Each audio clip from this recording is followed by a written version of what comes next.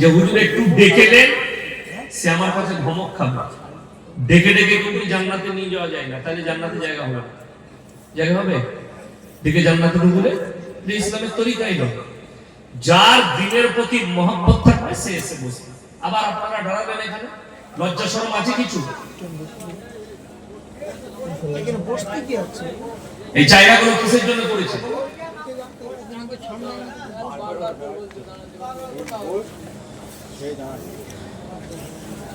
একদম দাঁড়াবেন না এখানে। এটা কোনো ড্যান্সের প্রোগ্রাম না, এটা কোনো ফাংশন যে এখানে দাঁড়াবে? আল্লাহ আল্লাহ রসুলের কথা হবে, বসে শুনতে হয়, মনোযোগ সহকারে শুনতে হয়। নাহলে বাড়িতে যান না, ঘুমটাও ইবাদত। কে বললো আপনাকে দাঁড়িয়ে থাকতে? যার মন যাবে না বাড়ি থেকে শুয়ে পড়ুন, ফজর পর্যন্ত ঘুমান, উঠে ফজর নামাজ পড়বেন, ওটাও ইবাদত, ঘুমটাও ইবাদত। এই জলসা কিন্তু ইবাদত নয়। জলসা ভালো কথা শুনলে আপনি নেকি পাবেন। আল্লাহ আল্লাহ রসুলের কথা আলোচনা করলে সেখানে শুনলে নেকি, সেখানে বসলে নেকি। বাকি এই জলসা করা ফরজ নয়, ওয়াজিব নয়, সুন্নত নয়, ভালো কাজ। আজকে শুনলেন আল্লামা ইকবাল লিখেছেন, ইস ঘর কো আগ লাগি ঘর কি চিরাগ সে। মুসলমান, তোমরা নিজেদের ঘরে নিজের আগুন ধরিয়েছ, অপরকে গালি দিয়ে না। সবাই ইমানদারির সঙ্গে বলুন, কোরআনকে বিশ্বাস করি আমরা। সকলে জোরে বলুন ইনশাআল্লাহ। করেন তো? হ্যাঁ, সবাই একবার ইমানদারির সঙ্গে বলুন, আমরা 5 ওয়াক্তের নামাজি হব। বলুন না ইনশাআল্লাহ। দেখুন, পৃথিবীর সব থেকে দামি মুকাদ্দাস কিতাব হচ্ছে কোরআন মাজিদ। ওর থেকে দামি কিতাব আছে? না।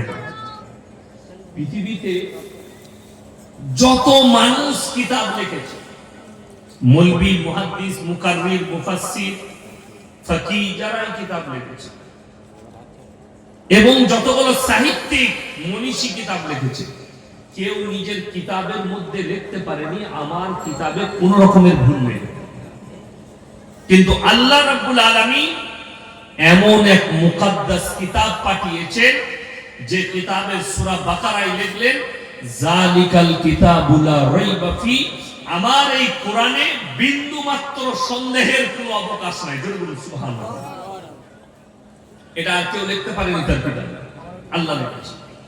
পৃথিবীতে যতগুলো মানুষ আছে, যতগুলো জীব আছে, প্রাণী আছে, সৃষ্টিকুলের সৃষ্টি আছে, কেউ নিজের প্রশংসা করার ক্ষমতা রাখে না, একমাত্র আল্লাহ রাব্বুল আলামিন ছাড়া। কেউ যদি বলে আমার মতো বক্তা নাই, জানবেন সে মূর্খ বক্তা। কেউ যদি বলে আমার মতো আলেম নাই, সে মূর্খ আলেম। কেউ যদি বলে আমার মতো মাস্টার নাই, সে মূর্খ মাস্টার। কেউ যদি বলে আমার মতো ডাক্তার নেই, সে হচ্ছে মূর্খ ডাক্তার। প্রশংসা কেউ নিজের করতে পারবে না। লোকে বলবে এই বক্তাটা ভালো, লোকে বলবে এই ডাক্তার ভালো, লোকে বলবে এই মাস্টার ভালো, লোকে বলবে এই মৌলবি ভালো। এই লোকে তারিফ করতে পারবে, আপনি নিজের না।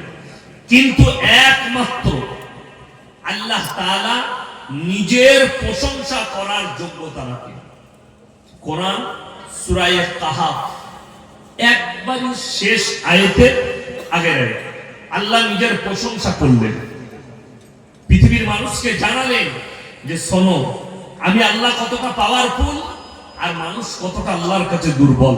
কোরআনে আছে, ইন্নাল ইনসানা খুলিকা হালুয়া, আমি মানুষকে অসহায় আর দুর্বল করে সৃষ্টি করেছি। মানুষ কিন্তু সবল নয়, মানুষ সবল। আপনি বলবেন আমি শক্তিশালী, কিন্তু আপনি দুর্বল। আল্লাহ আপনাকে দুর্বল করেছে। যতই আপনি বলুন আমি মরদ, যতই আপনি বলেন আমি শক্তিশালী, আল্লাহ আপনাকে দুর্বল করে সৃষ্টি করেছে। রাজা, বাদশা, নেতা, মন্ত্রী, আমি আপনি সে তিনি, সব দুর্বল আল্লাহর কাছে। আল্লাহ কোরআনে তার দুর্বলতা একটা বলি, পৃথিবীর সব থেকে সুপার পাওয়ার দেশ, তার নাম হচ্ছে আমেরিকা। নাম শুনেছেন না শুনেননি? জানেন, সুপার পাওয়ারের নাম হচ্ছে আমেরিকা। আমেরিকার একটা মারাত্মক দামি শহর আছে যার নাম হচ্ছে ক্যালিফোর্নিয়া। এই ক্যালিফোর্নিয়ায় আমেরিকা সব থেকে বেশি অস্ত্র ইসরায়েলকে দিয়েছে ফিলিস্তিনকে মারার জন্য, গাজাকে মারার জন্য, সব থেকে বেশি। এবং এত মিসাইল ছুড়েছে, এক বছরের ভেতরে 40,000 শিশু মারা গেছে, নিরীহ শিশু গাজার ফিলিস্তিনে মারা গেছে বোমের আঘাতে। পরিবার মারা গেছে, কেউ বেঁচে নেই, বাচ্চা ছেড়ে বেঁচে আছে, বসে বসে খালি কাঁদছে, মা বাপ কেউ নেই, তাকে দেখার কেউ নেই, বোমের আঘাত লেগেছে, সব মারা গেছে, মা একা বেঁচে আছে, মায়ের চোখ দিয়ে খালি অশ্রু পড়েছে, পানি, গোটা পৃথিবী নীরব।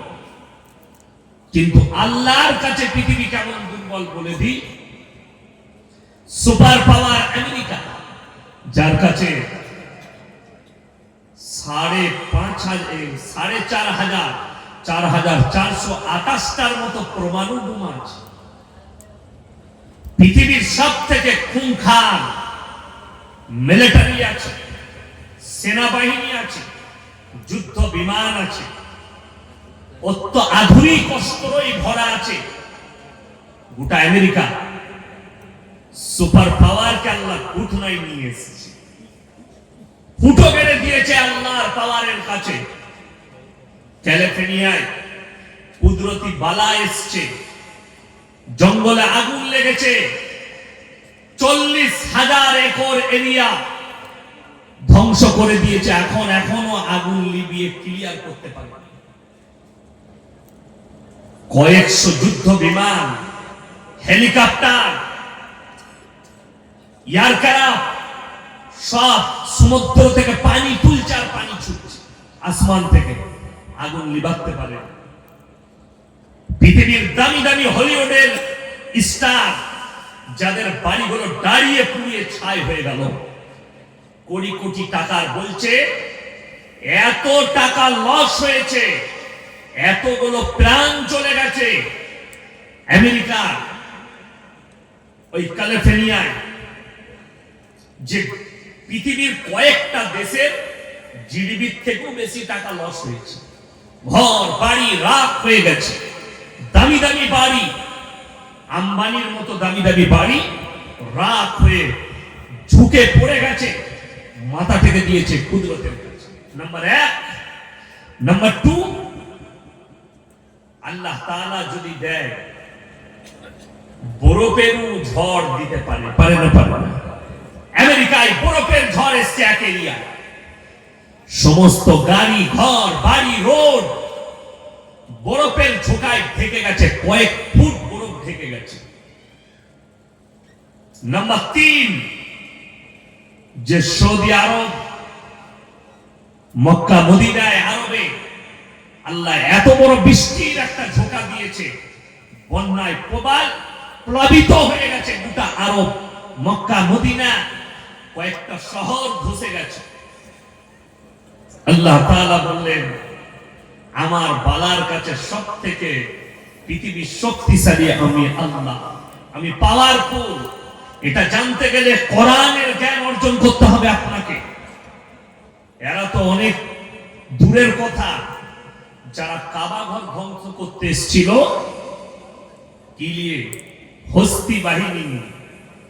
আলাম তারা কাইফা ফাআলা রাব্বুকা বিআসহাবিল ফিল আলাম ইয়াজআল কাইদাহুম ফি তাদলিল ওয়া আরসালা আলাইহিম তায়রান আবাবিল।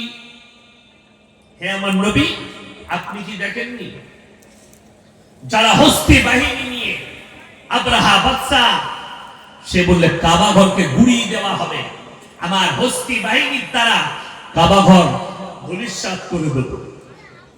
আমি আল্লাহ রাব্বুল আলামিন তাদের উপরে মিসাইল মারিনি, তাদের উপরে গোলা বারুদ ফেলিনি, আমি খালি একটা পাখি পাঠিয়েছি আবাবিল, আর তাদেরকে হুকুম দিয়েছি মুখে করে পাথর তুলো আর আসমান থেকে তাদের উপরে নিক্ষেপ করো। সেই পাখিরা আসমান থেকে ঠোঁটে করে ছোট ছোট পাথর নিক্ষেপ করেছে। তার রেঞ্জটা আল্লাহ এত পাওয়ারফুল করেছিল, সেই পাখি ঠোঁটের পাথরটা খালি মুখে করে ছেড়েছে, রেঞ্জটা তৈরি করেছেন আমার আল্লাহ। হাতির পিঠে লেগে পেট দিয়ে বেরিয়ে গেছে। একটা হাতিকে মারতে গেলে বাজাপ্তা পুলিশ দিকে যারা জঙ্গল মহলে ফরেস্টে চাকরি করে তাদেরকে ট্রেনিং দেওয়া হয় কোন জন্তুর কোন জায়গায় মারলে তবে জন্তুটা মারা যাবে। হাতি সব জায়গায় শরীরে গুলি খাবে না, গুলি ছিটিয়ে বেরিয়ে যাবে। কোন জায়গায় মারলে হাতিটা মারা যাবে এটা ট্রেনিং দেওয়া হয়। আর আমার আল্লাহ রাব্বুল আলামিন পাখিদিকে ট্রেনিং দেয়নি, খালি হুকুম দিয়েছে আসমান থেকে খালি পাথরটা নিক্ষেপ করে দাও। এত রেঞ্জ বাড়িয়েছে, রওয়ায়েতে আছে কাবা ঘরে পৌঁছানোর আগে আমি আল্লাহ রাব্বুল আলামিন ওই হস্তি বাহিনীকে ধূলিসাৎ করে মাটির সাথে মিশিয়েছি। জোরে একবার বলুন সুবহানাল্লাহ। এটা ছিল আল্লাহর পাওয়ার, আল্লাহ দেখিয়েছে। আমেরিকা দেখলো। আজকে আমি গাড়িতে আস্তে আস্তে দেখছিলাম আর মনে মনে ভাবলাম আল্লাহ কত শক্তিশালী। একটা মানুষ তার কুকুরটা মারা গেছে, কুকুর জ্বলে গেছে, তার লেগে হাউ হাউ করে কাঁদছে। তুমি একটা কুকুরের লেগে কাঁদছো, ভেবে দেখো ফিলিস্তিনে যে শিশুটার মা বাপ মারা গেছে, 5 বছরের শিশু, তার কেউ নেই, তার চোখের পানিটা মনে পড়ে না তোমাদের? যে আমেরিকা অস্ত্র দিয়েছে, ভেবে দেখুন আল্লাহ কত বড় কুদরতওয়ালা। একজনের বিড়াল আগুনে জ্বলছে বিল্ডিং, সে তার বিড়ালটাকে বাঁচাবার জন্য ছুটছে। তাহলে ভেবে দেখুন যে মায়ের কোল খালি হয়েছে, চোখের সামনে ফিলিস্তিন গাজায় যে শিশুগুলো মারা গেছে মায়ের কোল থেকে, তাদের চোখের পানিটা কি? যে মা বোমের তারা বাচ্চার পা দুটো চলে গেছে, কোলে করে নিয়ে পাহীন বাচ্চাকে নিয়ে ছুটছে হসপিটালের দিকে, সেই মায়ের চোখের পানিটা একবার মনে করো। এই তো আল্লাহর কুদরতি বলা শুরু হয়েছে, এখন অনেক বাকি আছে। আর আপনি 24 পরগনায় বাস করেন, আপনি কি মনে করছেন আপনি বেঈমানি করবেন, আপনি কুফরি করবেন, আপনি বদদিন থাকবেন আর আপনার কাছে আল্লাহর আযাব পৌঁছাবে না? আল্লাহ যদি ইচ্ছা করে সমুদ্রের ঢেউটা আপনার স্বরূপ নগরে মেরে ঢুকিয়ে নিতে পারে, টেনে ঢুকিয়ে দেবে। আল্লাহ তার কুদরতি বালা দেখিয়েছে।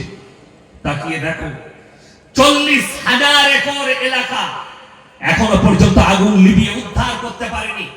আমেরিকার এত সেনা, এত বাহিনী, এত হেলিকপ্টার, এত প্রযুক্তি তাদের হাতে, আল্লাহর কুদরতি বালার কাছে ফেলুয়া। এইখানে পৃথিবীর মানুষকে মাথা নত করা দরকার। আল্লাহ ফেরাউনের মতো হারামখোর বাদশাকে আল্লাহ সিজদায় ফেলিয়েছে। তোমরা তো অনেক চানাপুটি, তোমরা কি করো? ওই জন্য সবাই আল্লাহকে মনে রাখবেন। যদি বলুন ইনশাআল্লাহ। আল্লাহ কেমন শক্তিশালী, আল্লাহ কেমন পাওয়ারফুল। আল্লাহ কোরআনে বললেন আমার প্রশংসা আমি নিজে করছি, তোমরা শোনো। হে নবী, পৃথিবীর মানুষকে বলে দাও আমি আল্লাহ নিজে আমার প্রশংসা করছি। কুল্লাউ কানাল বাহরু মিদাদান লিকালিমাতি রাব্বি লানাফিদাল বাহরু ক্বাবলা আন তানফাদা কালিমাতু রাব্বি ওয়ালাউ জিনা বিমিথলিহি মাদাদা। হে আমার নবী, পৃথিবীর মানুষকে বলো গোটা পৃথিবীর যতগুলো সমুদ্র আছে, যত পানি আছে, সব যদি আমি আল্লাহ কালি করে দিই, আর পৃথিবীর মানুষ এই 700 কোটি মানুষ আল্লাহর প্রশংসা লিখতে যদি শুরু করে, সব পানি শেষ হবে, আবার আমি অতটাই দেব, ওটাও শেষ হবে। কিয়ামত পর্যন্ত পৃথিবীর মানুষের ক্ষমতা নেই তারা আল্লাহর প্রশংসা লিখে শেষ করে দিই। জোরে একবার বলুন সুবহানাল্লাহ।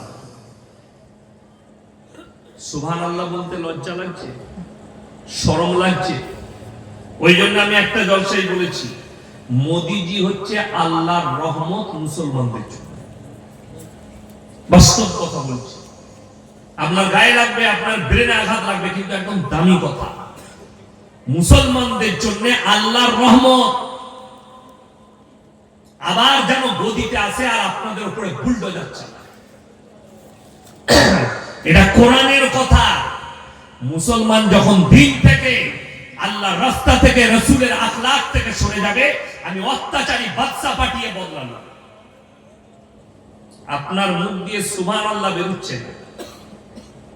ওই জন্য আমি একটা জলসায় বলেছি, ভারতে যদি 30 কোটি মুসলমান থাকে, 10 কোটি মুসলমান বেঈমান কাফের হয়ে আছে, তারা মুসলমানই নয়।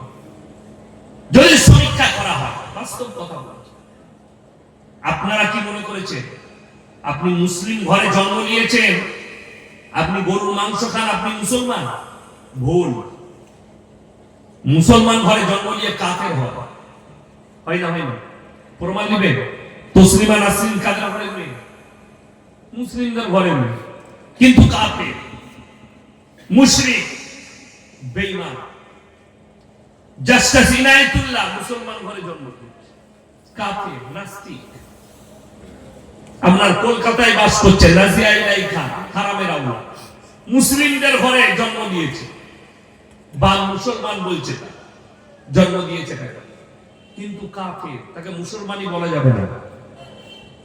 রুবিকা লিয়াকাত একজন চ্যানেলের অ্যাঙ্কার, রিপোর্টার, সে নিজেকে মুসলমান বলছে, তাকে মুসলমান বললেও গুনাহ হবে, অথচ নাম রেখেছে মুসলিম। আব্দুর রহমান নাম রাখলে কখনো জান্নাতি হয়? আব্দুস সাত্তার নাম রাখলে কখনো জান্নাতি হয়? আপনারা ভেবেছেন গরুর মাংস খাই, মুসলিম ঘরে জন্ম নিয়েছি মানে আমার জান্নাত রেডি, আমি জান্নাত পাবো।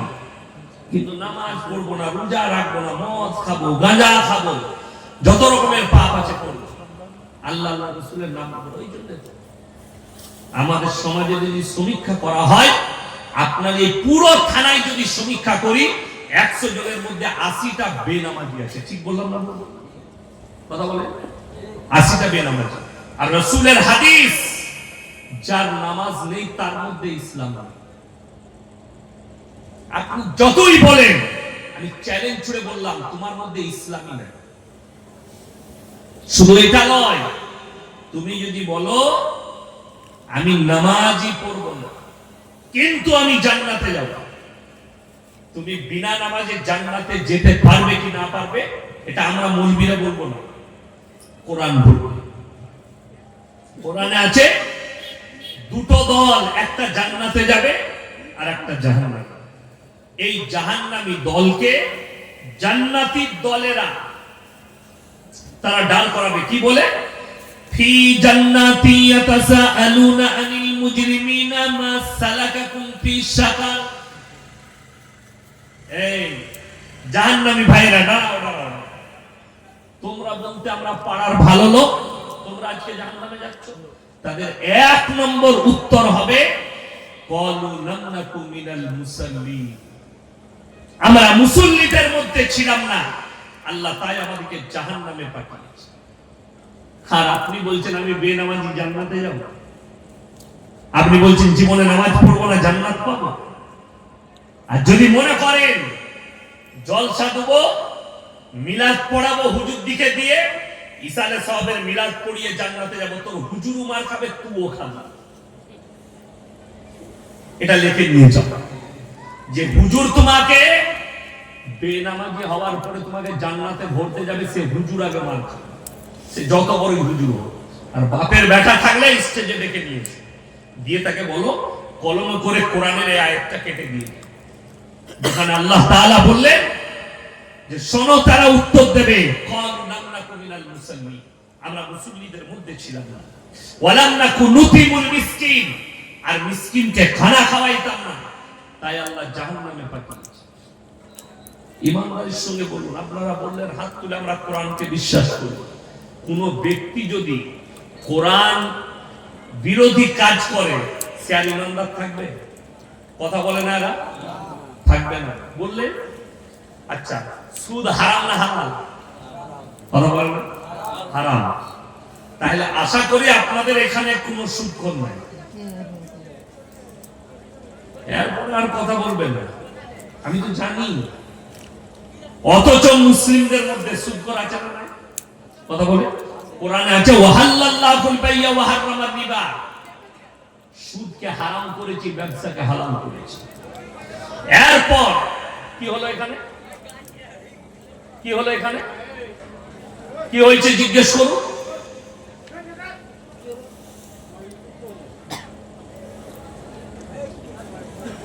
জলসা কিসের জন্য করেছেন আপনারা? কমিটি ছেলেরা কই? কেন করেছেন জলসা? আমাকে ডেকে মজাক করার জন্য? জীবনে আমার মতো বক্তাকে আর দাওয়াত দিবেন না আপনারা, আপনাদেরকে বলে যাচ্ছে।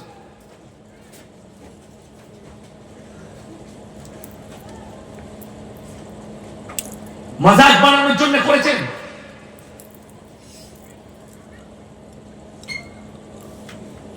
বেয়াদবির একটা শেষ থাকে, সীমা থাকে।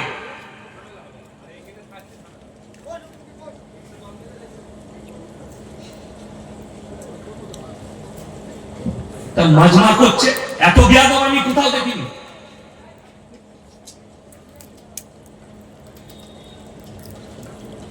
গল্প গুজব করে ছেড়ে দিয়ে পালিয়ে যাবো।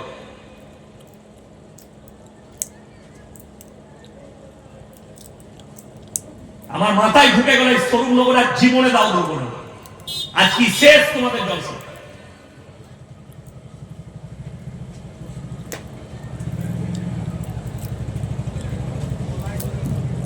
লোকে বলবে বক্তারা রেগে যায়, এই বিয়াদবি কখনো মানা যায়? হাসি মজাক ঠাট্টা করছে, কোরআন হাদিসের আলোচনা চলছে। গাঁজা মদ খাওয়া এগুলো মাতাল ছাড়া আর কিছু নয়। জলসা দিয়ে কি লাভ হবে? ড্যান্স করবে আগামী থেকে এখানে।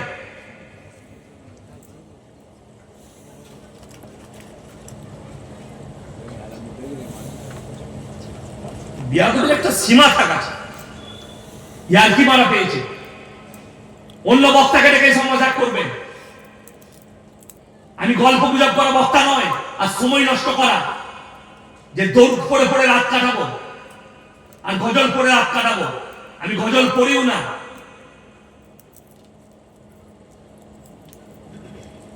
বসবে না, ঘর যেতে বলেছি তো, আমি ঘরে বসবো না।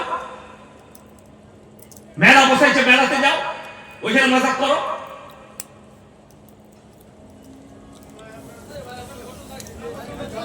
ভাই দরুদ শরীফ পড়ুন, আল্লাহুম্মা সাল্লি আলা মুহাম্মাদিন ওয়া আলা আলি মুহাম্মাদ কামা সাল্লাইতা আলা ইব্রাহিম ওয়া আলা আলি ইব্রাহিম ইন্নাকা হামিদুম মাজিদ।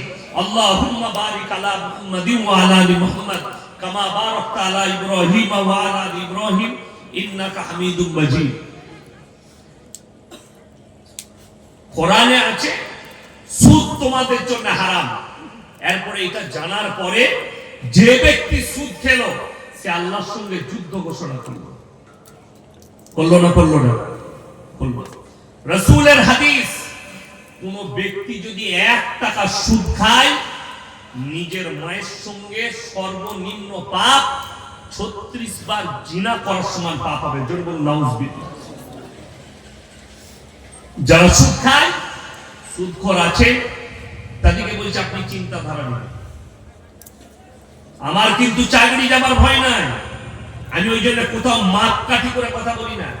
আর আমাকে বলে দিবে কমিটি ছেলে হুজুর এই বয়ান করবেন না, আমি মানি। আমি আমার বক্তব্য দেবো, সুদ গাঁজা মদ সমাজ পরিবর্তনের দরকার আছে। গল্প গুজব অনেক শুনেছে, আজকে এই গল্প গুজব করার কারণে স্টেজগুলো আজকে আমাদের কওমের পরিবর্তন হয়নি। জলসা দেয়, বক্তা আছে, গল্প গুজব করে, মজাক করে, চলে যায়। জলসা হয়ে গেল, হুজুরের গলা ভালো ছিল, ফায়দা কি পেল? কিচ্ছু পাল, খালি বিরিয়ানি খাওয়া হচ্ছে। এই জায়গাটা শেষ করুন, আর কোরআন হাদিসের আলোচনা চলুন, যেটার দ্বারা সমাজ পরিবর্তন হবে। আজকে এইটার কারণেই আল্লামা ইকবাল বলেছেন, ইস ঘর কো আগ লাগি ঘর কি চিরাগ। আমি আপনাদের এখানে প্রমাণ দেবো, মদ খাওয়া হারাম না হালাল? কথা বলে হারাম। মুসলমান মদ খায় না খায় না? খায়। মুসলমান মদ খায়। আমি আপনাদেরকে আপনাদের স্বরূপনগর থানায় দেখিয়ে দিব, অনেক মুসলমান মদ বিক্রি করে। তাহলে যে মুসলমান মদ পান করছে, এই মুসলমান জেনে শুনে হারাম কাজ করছে, করছে না? জেনে শুনে পাপ করছে, জানে হারাম, তারপরেও সেই কাজ করছে, সেই খাচ্ছে। তাহলে আল্লাহর সঙ্গে যুদ্ধ ঘোষণা করলো। তারপরেও এই লোকটা মদ খেয়ে, জেনে শুনে মদ খেয়ে খেয়ে নিজের জীবনটা শেষ করে মারা গেল। মদের ভাটিটা মারা গেল, মদের বোতল টেনে বাড়িতে মারা গেল। এই লোকটাকে আপনি কোন হিসাবে বলছেন যে একে দোয়া করে জান্নাতে পাঠাতে হবে? এ তো চিরজীবন আল্লাহ বিরোধী। এ তো মৃত্যুকাল পর্যন্ত আল্লাহর সঙ্গে যুদ্ধ করে গেছে। আল্লাহ হারাম করেছে কিন্তু এই হালাল করে খাচ্ছে, অথচ সে নিজেকে মুসলমান বলে দাবি করছে। আপনারা বলুন, দাড়ি রাখা হারাম না দাড়ি কাটা হারাম? কথা বলেন না? দাড়ি কাটা হারাম। আমি আপনাদের এই গ্রামে দেখিয়ে দেবো, 100টার মধ্যে 80টা দাড়ি চাচা লোক, বেশি হবে তাও কম নয়, ঠিক কিনা? সমস্যা কোথায়? কোন ছেলে যদি 5 ওয়াক্তের কোন যুবক নামাজ পড়ে, মুখেতে দাড়ি রাখে, এখন তার বিয়ে ঠিক হলে আমাদের ভদ্র মহিলারা বলছে, স্মার্ট মেয়েরা বলছে, এই ছেলেটা পাগল, ওকে বিয়ে করব। খেপা, দাড়ি রেখেছে, নামাজ পড়ে মানে খেপা। কাকে বিয়ে করবে ও? শুয়োরের মতো চুল কাটতে হবে, গাঁজা মদ খেতে হবে, হাতে চেন থাকবে, গলায় মাস্তানের মতো চেন থাকবে, কান ফুটো করে একটা বালি পড়বে, বলে এই ছেলেটা স্মার্ট।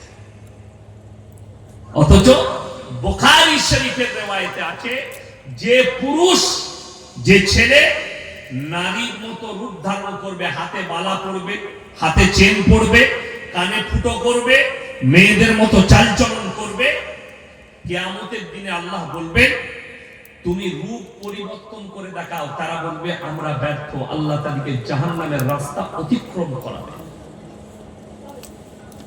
আপনি কি করে দিন বুঝলেন? তার কারণ একটাই, সকল মুসলমান জানে, এটা মুখে মুখে জানে, আমলে নয়।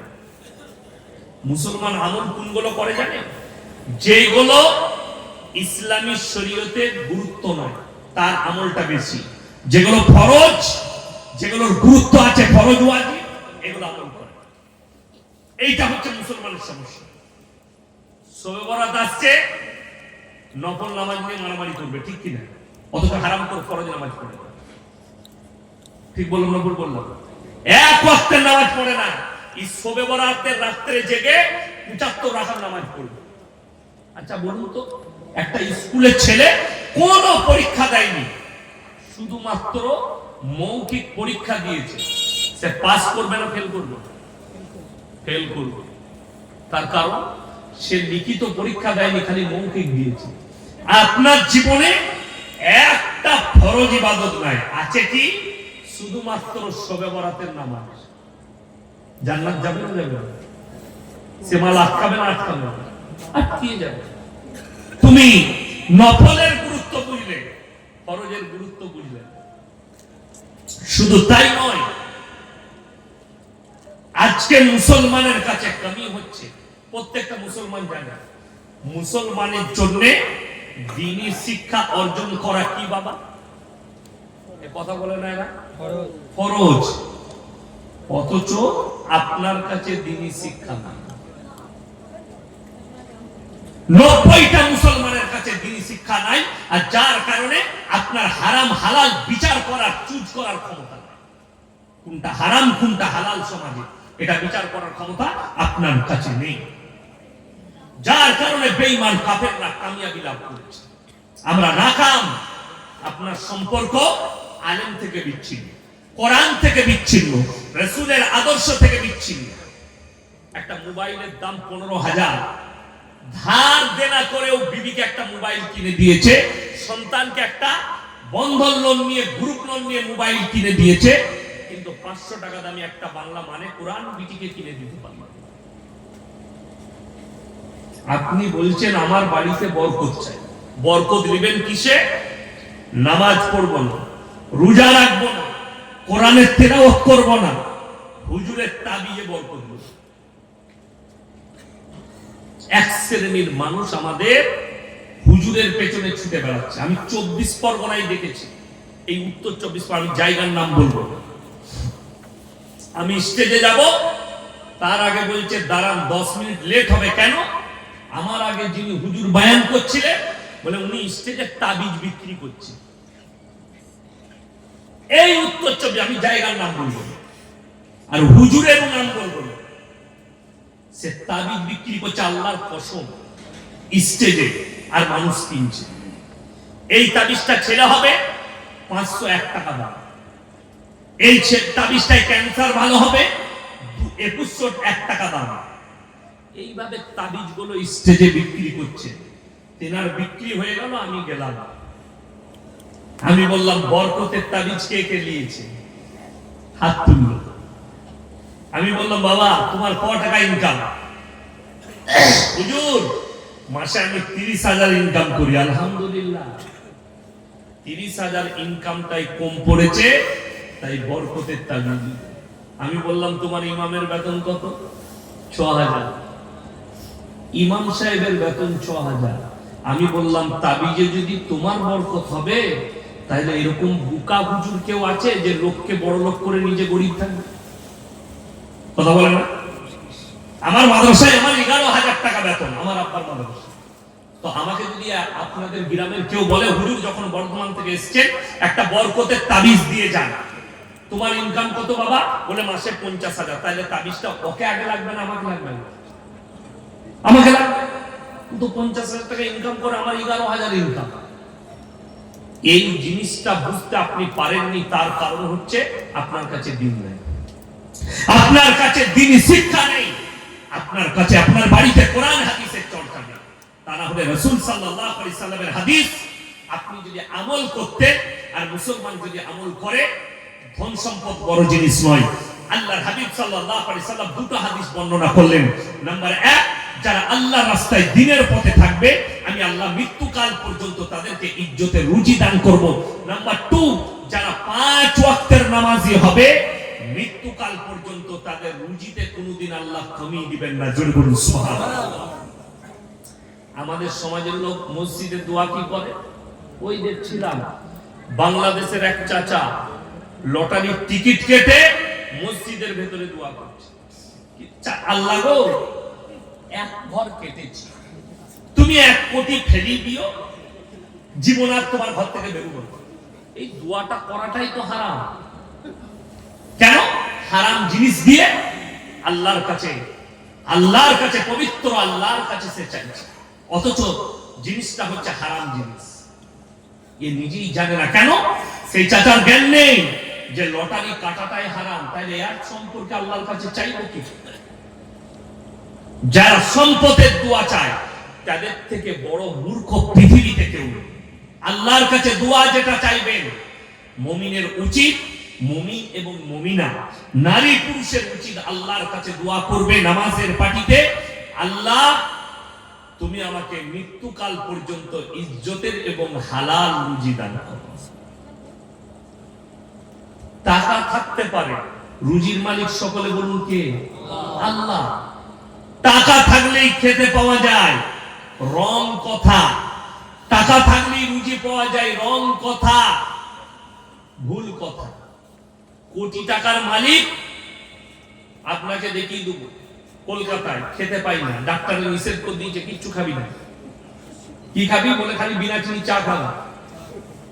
600 বয়কার সুগার, কি খাবে সে? কিছুই খেতে পাবে না, ডাক্তারের নিষেধ। ক্যান্সার হয়েছে, খালি জুস খেতে পাবে, লিভার ক্যান্সার, হজম হচ্ছে, খালি লিকুইড খেয়ে যাও। কোটি টাকার মালিক গলায় ফুটো করে মেশিন দিয়ে খাবার যাচ্ছে। রুজির মালিক আল্লাহর। আপনি মাঠে চাষ করেন, বিবির সঙ্গে এক দস্তরখানে বসে খানা খাচ্ছেন, আল্লাহর শুকর আদায় করে। কলকাতায় কোটি টাকার মালিক রাত 2টায় ঘর ঢুকে মদ খেয়ে বারমুন্ডা পরে বউ শুয়ে আছে কুকুরের সাথে, আর সে বারমুন্ডা পরে সই কোথায়? সোফায়, বিবির পাশে শুতেও পাই না। আর আপনি চাষিবাসী লোক, সন্ধ্যাবেলায় সবজি বেচে এসে স্বরূপনগর থেকে একটু আলু বেচে এসে রেশা নামাজ মসজিদে পড়তে পেরেছেন, আর বিবির দস্তরখানে বসে ডাল আলু দিয়ে ভাত খেয়েছেন, আর বিবির গলায় হাত রেখে ফজর পর্যন্ত ঘুমাচ্ছেন, সিজদায় পড়ে কাঁদবেন, আল্লাহ আমার থেকে দামি সুখী আর পৃথিবীতে কেউ নেই। এইটা হচ্ছে সুখ, আর এইটা হচ্ছে হালাল রুজি। টাকা থাকলে ভালো মন্দ খায়। কলকাতায় গিয়ে প্রেসিডেন্টি জেলে একবার পার্থবাবুকে জিজ্ঞেস করে আসুন, স্যার টাকায় কত সুখ? উনি বলে দিলেন উনার গার্লফ্রেন্ডের ঘর থেকে 250 কোটি টাকা বেরিয়েছে। পুরা রুটি আর ডাল খেতে হচ্ছে জেলের পুটলিতে বসে। তার নাম আল্লাহ। রুজি আল্লাহ মাপেন। ওই জন্য কোরআনে আল্লাহ সাবধান বাণী দিয়েছে যে শোনো, তোমরা ঘটনা শুনে নাও, আমি আল্লাহ যাকে রুজি দেব পৃথিবীর কেউ তাকে আটকাতে পারবে না। কোরআন সূরা মারইয়াম, ওয়াজকুর ফিল কিতাবি মারইয়াম ইদিন তাবানাত মিনাহা মাকানান শারকিয়া। মরিয়ম যখন নিজেকে নিজের পরিবারের কাছ থেকে পূর্ব দিকে এক স্থানে নিজেকে বন্দী করে নিল। মরিয়মটাকে হযরতে ঈসা মসিহর মা, ঈসা নবীর মা মারিয়াম, সূরা মারইয়াম তার নামে অবতীর্ণ হয়েছে, এবং তার সম্পূর্ণ ঘটনা বৃত্তান্ত আল্লাহ এই সূরা মারইয়ামে বর্ণনা করেছে, এবং অন্যান্য নবীদের কথাও আল্লাহ তাআলা এই সূরায় উল্লেখ করেছেন। হযরতে মারইয়াম ঘরের মধ্যে বন্দী, খাবার দাবার কি করে আসবে? তার কাছে আল্লাহ জান্নাত থেকে খাবার পাঠিয়েছেন। জোরে বলুন সুবহানাল্লাহ। হযরতে জাকারিয়া যখন দেখলেন এত ভালো মন্দ ওর খাঞ্চায়, যে ফলগুলো পৃথিবীর কোনো ফল নয়, আশ্চর্য রকম ফল যেটা পৃথিবীর মানুষ কোনোদিন দেখেনি, মারইয়ামকে বললেন, ক্বালা ইয়া মারইয়ামু আন্না লাকি হাদা, হে মারইয়াম এই সমস্ত ভালো মন্দ খাবার দাবার কোথা থেকে পাচ্ছ? মারইয়াম উত্তর করলেন, ক্বালাত হুয়া মিন ইনদিল্লাহ ইন্নাল্লাহা ইয়ারযুকু মান ইয়াশাউ বিগাইরি হিসাব। আল্লাহ যাকে ভালোবাসেন, যাকে পছন্দ করেন, তাকে বেসুমার রিজক দান করেন। কোথা থেকে দেব, কেমন করে দেব, আমি আল্লাহ ছাড়া পৃথিবীর কেউ জানে না। জোরে বলুন সুবহানাল্লাহ। আমি আল্লাহ জানি কাকে কোথা থেকে দেব, কেমন করে দেব, আমি আল্লাহ ছাড়া পৃথিবীর কেউ জানে না। তা না হলে শুনে নেন, রুজির মালিক আল্লাহ। মারাত্মক দুটো দলিল। নাম্বার 1, এই বছরের ভেতরে আল্লাহ তাআলা 2024 সালে দুটো জালিম বাদশাকে, তানাশাহীকে আল্লাহ রাঁধা ভাত খেতে দেয়নি। রুজির মালিক আল্লাহ সেরকম। নাম্বার 1, বাংলাদেশের হাসিনা সরকার, রাজহাঁসের মাংস রান্না হয়েছে তার কিচেনে, পাতি হাঁসের মাংস রান্না হয়েছে, পমফ্রেট মাছ, ইলিশ, ভর্তা, বিভিন্ন রকম আইটেম, চাটনি, পাঁপড় তার কিচেনে রান্না হয়ে রেডি। সেনাপ্রধান বললে, দেশের মানুষ আপনাকে হত্যা করে দিবে, আপনাকে 45 মিনিট সময় দিলাম, যা কিছু দিবার 45 মিনিটের মধ্যে নিয়ে দেশ ছাড়তে হবে আপনার। 45 মিনিটের ভেতরে আর রাধা ভাত খেতে পাইনি, যা পেরেছে গুটিয়ে অ্যাটার্চিতে ভরে পালাতে হয়েছে। তার নাম আল্লাহ। তোমার সামনে খাবার থাকবে, আমি আল্লাহ তোমাকে খেতে দেবো না, হয় মৃত্যু, তা না হয় তোমাকে যে কোনো জায়গায় নিয়ে গিয়ে ভরে দেবে। নাম্বার 1, 2024 সাল শেষ হবার আগে ডিসেম্বরে বাশার আল আসাদ, সিরিয়ার যে রাজা, প্রেসিডেন্ট, 54 বছর রাজত্ব করেছে। বাপ আর বেটা বেটা করেছে 25 বছর, বাপ করেছে 29 বছর। যে মসজিদেতে, দামেস্কের মসজিদে, যেখানে ইমাম মেহদি ইমামতি করবেন, আর আসরের নামাজে আল্লাহ তাআলা হযরতে ঈসা মসিহকে নামাবেন, জোরে বলুন সুবহানাল্লাহ। তখন দাজ্জালের অভিভাব চলবে। ওই মসজিদে ঈসা মসিহকে আল্লাহ তাআলা দুনিয়ার বুকে প্রেরণ করবেন, নামাবেন আসরের নামাজ। রিওয়ায়েতে আছে ওই মসজিদে 27 বছর নামাজ হতে দেয়নি বাশার আল আসাদ সরকার। সেই দিনে আজান হয়েছে, রান্না ভাত খেতে দেয়নি। 450 কোটি টাকার গাড়ি, কয়েক লক্ষ কোটি টাকার সম্পত্তি ছেড়ে দিয়ে দেশ ছেড়ে পালাতে হয়েছে, আল্লাহ রান্না ভাতটাও খেতে দেয়। তার নাম আল্লাহ। আপনার কাছে সম্পদ আছে, মাল আছে, আপনাকে ভাবতে হবে আল্লাহ তুমি আমাকে রুজি দান করো। রুজির মালিক আল্লাহ। আপনি চাইলেও পাবেন না, আপনি চাইলেও খেতে পাবেন না। আল্লাহ খেতে আপনাকে দিবেন, যদি আল্লাহ চাই তবে খেতে পাবেন, তা না হলে পাবেন না। আমি 1 জানুয়ারি ত্রিপুরায় জলসায় গিয়েছিলাম। তো এয়ারপোর্টে ঢুকলাম, সকালবেলায় মালদা থেকে এসে নামলাম আপনাদের কলকাতা চিতপুরে। আমি টেস্টি ধরে চলে গেলাম হাওড়া আপনার কলকাতা এয়ারপোর্টে। দমদমে ঢুকলাম, একটা চা খেলাম। আমি মনে মনে ভাবছি আমি ত্রিপুরায় নেমে খানা খাবো, কিন্তু রুজি আল্লাহ মাপে। আমি বিশ্বাস করি, আমরা বিশ্বাস করি। আমাকে একজন অফিসার আমাদের বর্ধমান জেলা এয়ারপোর্টে কাজ করে, আমার হাতটা টিপে ধরলো আর বললো, হুজুর আমি আপনার ভক্ত, চলুন আমার সঙ্গে একটু খানা খাবেন। আমি বললাম না ভাই, আমি ত্রিপুরায় খাবো। বলে কটায় ফ্লাইট আছে? ত্রিপুরা জানেন তো অনেক দেরি, 12টা 20-তে আপনার বোর্ডিং পাস হবে, আপনি চলুন না আমার সাথে। নিয়ে গেল অফিসে, কি খাওয়ালো?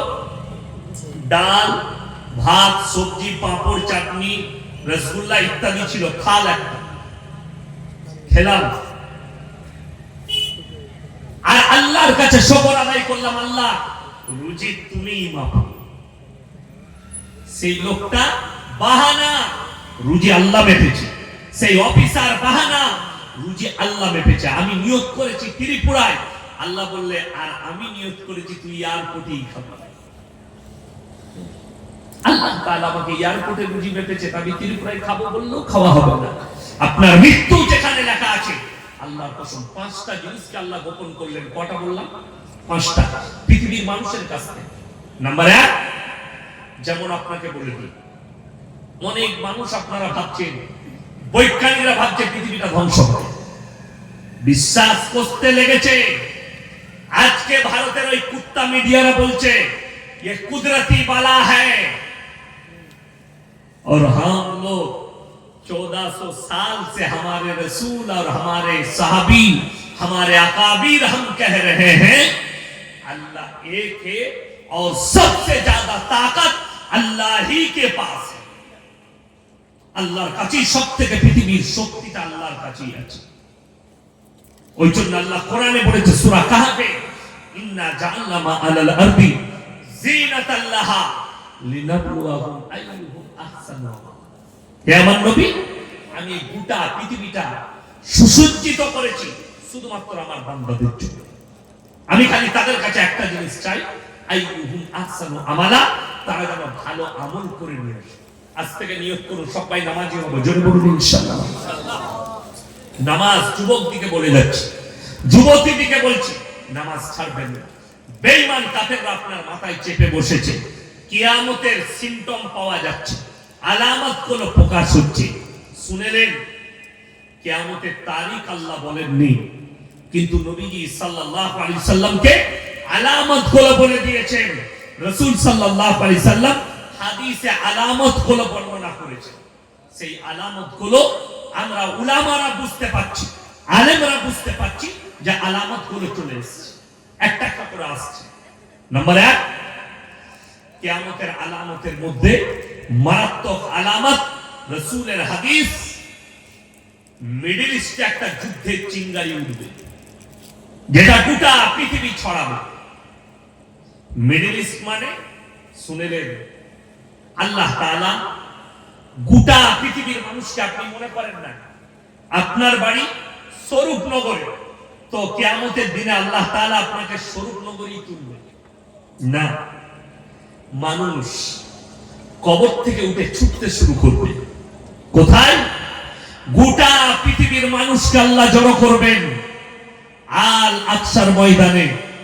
কিয়ামতের ময়দান হবে, ওই আল আকসার ময়দানটাই হবে কিয়ামতের ময়দান। গোটা পৃথিবীর মানুষকে আল্লাহ জড়ো করবেন।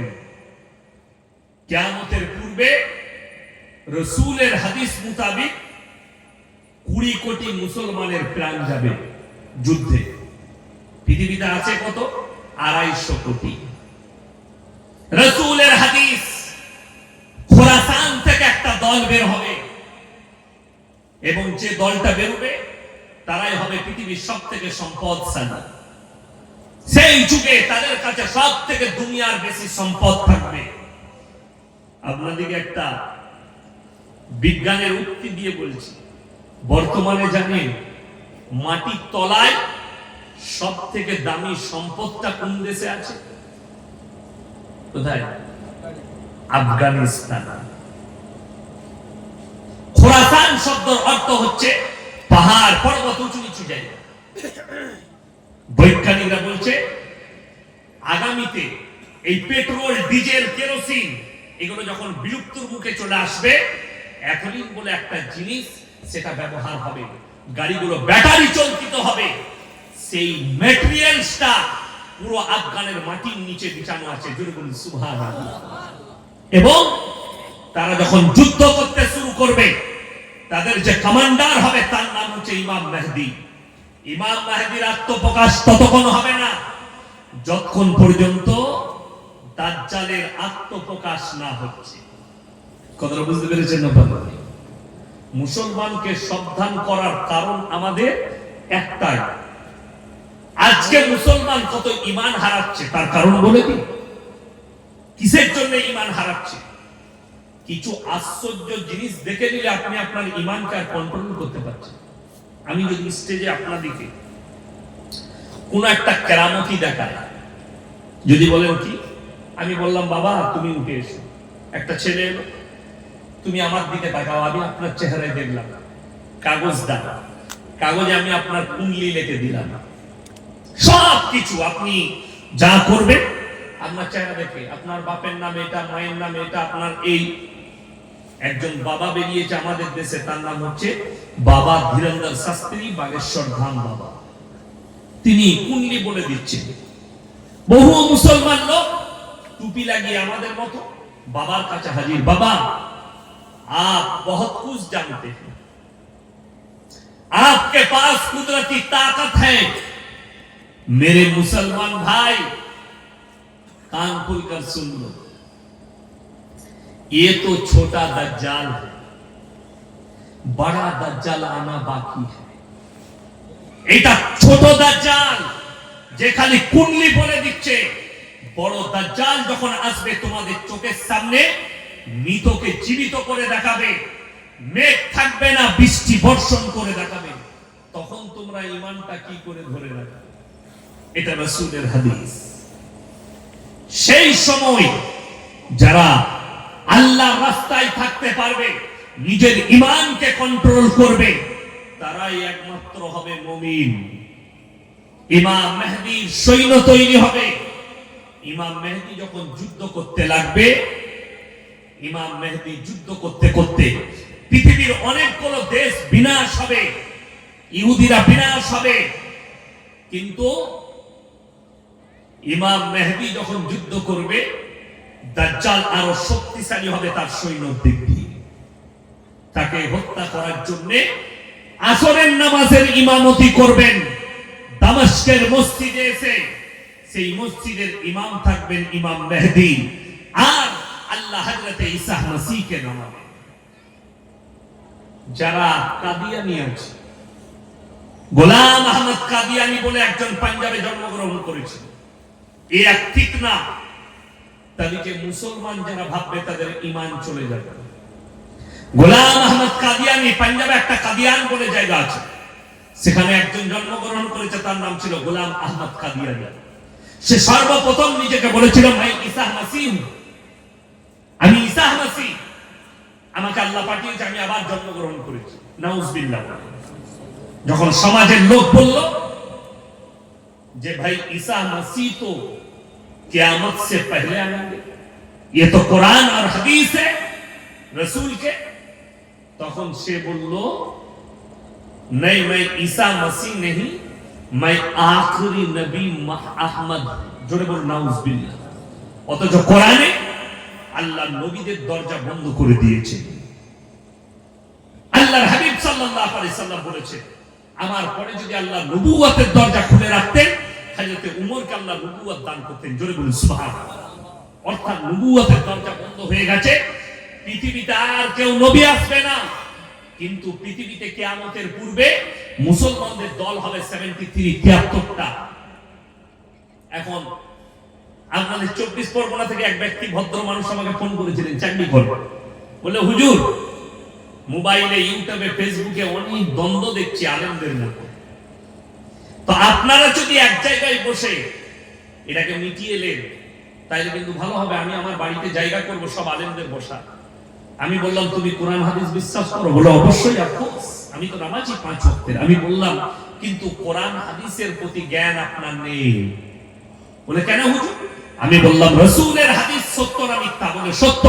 আমি বললাম রাসূলের সহিহ হাদিসের মধ্যে আছে, নবী আকরাম সাল্লাল্লাহু আলাইহি সাল্লাম বললেন কিয়ামতের পূর্বে আমার উম্মতি 73টা ফিরকায় বিভক্ত হয়ে যাবে, আর এই 73টা দল হবে, তবে কিয়ামত হবে। অনেক বাকি। এখন আপনারা কিছুই ফিরকা দেখেননি। হে আমার যুবক, তোমরা কিছুই দেখোনি, এখন থেকেই তোমাদের ঈমান ধ্বংস হয়ে বসে আছে।